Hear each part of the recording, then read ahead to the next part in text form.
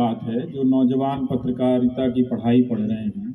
मुझे लगता है कि किसी भी अच्छे रिपोर्टर को, चाहे वो नेचुरल रूप से टैलेंटेड हो या फिर जॉब फ्लोर पे वो ट्रेनिंग लेता हो, उसके बनने में, अच्छा रिपोर्टर बनने में कम से कम 5 साल, और अच्छा हो कि उसे 10 साल मिले। तो जब 10 साल मिलता है तो अलग अलग विषयों, विभागों को वो कवर करता है, फिर अपने तरह तरह के एडिटर की ट्रेनिंग से गुजरता है। स्टोरी लिखना, क्राफ्ट करना, ये सारी प्रक्रियाएं जो हैं वो खत्म हो गई। इसके बगैर आप नौकरी तो पा जाएंगे लेकिन पत्रकार नहीं बनेंगे। पत्रकार केवल पढ़ने से नहीं होता, वो बहुत जरूरी है, खूब पढ़ना चाहिए। जब आप जॉब के फ्लोर पर आते हैं तो बहुत तरह के ट्रेनिंग से गुजरते हैं। तो मुझे नहीं लगता कि आने वाले 10 साल में ऐसे हालात पैदा होंगे, क्योंकि इस वक्त जो मानव संसाधन है पत्रकारिता के भीतर, पत्रकारिता के जो बड़े इंस्टीट्यूशंस हैं, जो चैनल हैं, जो अखबार हैं, उसमें रिपोर्टर बनने की संभावना खत्म कर दी गई है। तो वही लोग उनकी पिछली पीढ़ी होंगे, वही उनके एडिटर होंगे। तो जो खुद पत्रकार नहीं बन पाया, इन 10-12 सालों में, आने वाले 5-6 साल और मिला लीजिए, तो वो एक चाटुकारिता, प्रोपेगेंडा करते करते एडिटर बना है। वो अपने अंदर कभी भी किसी पत्रकार को पनपने नहीं देगा।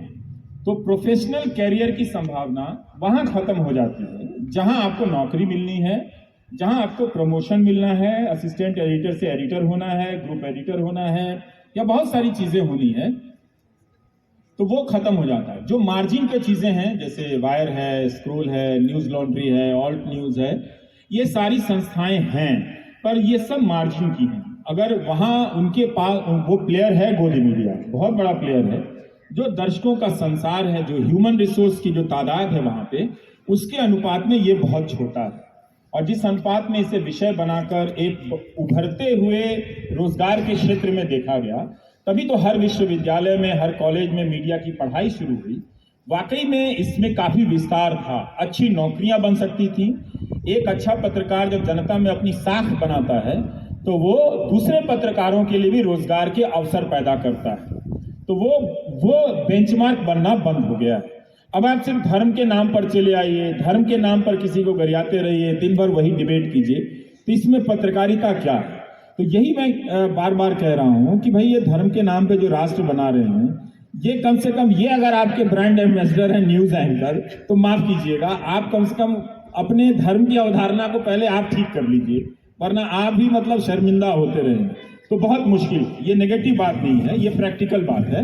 हाँ, अच्छी बात ये है कि बहुत सारे नौजवान यूट्यूब में, अब मालूम नहीं यूट्यूब में कब तक उन्हें करने दिया जाएगा। ये जो चांदनी रात है यूट्यूब की, वो कितने दिनों की है मालूम नहीं, 4 दिनों की है या 4 साल की है, क्योंकि वो बार बार एक अंग्रेजी का एंकर यूट्यूबर को ललकारने लगा। तो वो जान गया है कि यूट्यूबर से अब उसको खतरा मिल रहा है, क्योंकि एक टीवी चैनल से था वो खतरा खत्म हो गया है, तो अब यूट्यूबर से खतरा मिल रहा है। पर वहां पर पत्रकार बन रहे हैं, पर वो कितना बड़ा हस्तक्षेप कर पाएंगे, लड़ते लड़ते पसीने पसीने हो जाएंगे, ये उनके अपने योगदान, बलिदान और त्याग पर निर्भर करेगा। लेकिन सांस्थानिक मीडिया का स्वरूप अगले 10 साल तक नहीं बदलने वाला है, क्योंकि आप मालिक तो नहीं बदल सकते ना।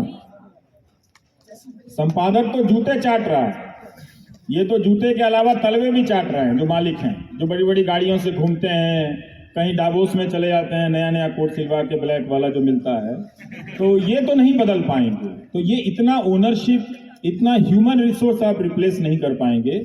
तो मीडिया के बगैर किसी नागरिक आंदोलन की कल्पना करना या नागरिकता की समझ में बदलाव की कल्पना करना बहुत मुश्किल काम है। उसके बगैर भी हो सकता है।